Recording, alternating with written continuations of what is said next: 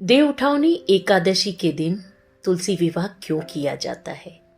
आइए इसे ऐसे समझते हैं। तुलसी पूर्व जन्म में एक लड़की थी जिसका नाम वृंदा था। राक्षस कुल में उसका जन्म हुआ था।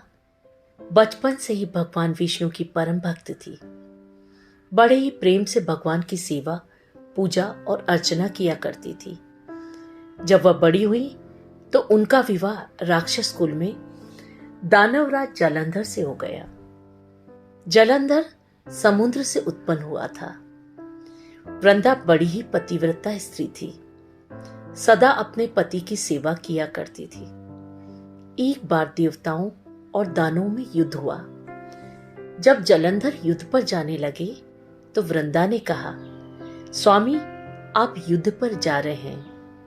आप जब तक युद्ध में रहेंगे मैं पूजा में बैठकर आपकी जीत के लिए अनुष्ठान करूंगी, और जब तक आप वापस नहीं आ जाते मैं अपना संकल्प नहीं छोड़ूंगी। जलंधर तो युद्ध में चले गए और वृंदा का व्रत का संकल्प लेकर पूजा में बैठ गई। उनके व्रत के प्रभाव से देवता भी जलंधर को न जीत सके। सारे देवता जब हारने लगे तो विष्णु जी के पास में आए।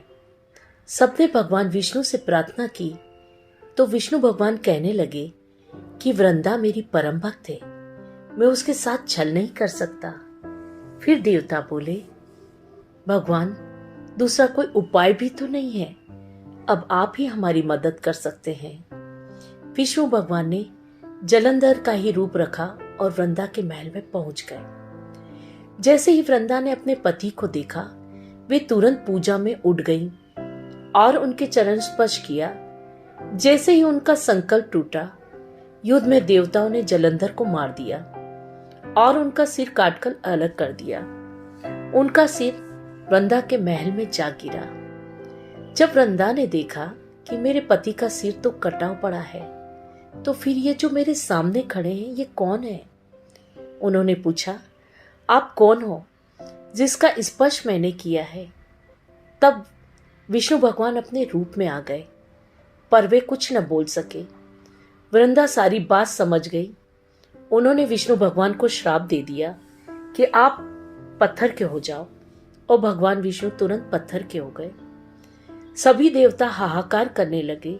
लक्ष्मी जी रोने लगी और प्रार्थना करने लगी। तब वृंदा ने विष्णु भगवान को वापस वैसा ही कर दिया और अपने पति का सिर लेकर वे सती हो गई। उनकी राख से एक पेड़ पौधा निकला। तब भगवान विष्णु जी ने कहा, आज से इनका नाम तुलसी है और मेरा एक रूप इस पत्थर के रूप में रहेगा जिसे शालिग्राम के नाम से तुलसी जी के साथ ही पूजा जाएगा, और मैं बिना तुलसी जी के भोग स्वीकार नहीं करूंगा। तब से तुलसी जी की पूजा सभी करने लगे और तुलसी जी का विवाह शालिग्राम जी के साथ कार्तिक मास में किया जाता है, देवउठावनी एकादशी के दिन। इसलिए इसे तुलसी विवाह के रूप में मनाया जाता है। हिंदू संस्कृति में देवउठावनी एकादशी से शुभ विवाह मुहूर्त शुरू हो जाता है। यह दिन इतना शुभ व मंगलकारी होता है कि इस दिन बिना मुहूर्त के शादी विवाह संपन्न होते हैं। दोस्तों, मेरा ऑडियो आपको पसंद आया तो लाइक करें, शेयर करें, सब्सक्राइब करें। मैं डॉक्टर विश्वज्योति चौहान। आपका दिन शुभ व मंगलमय हो।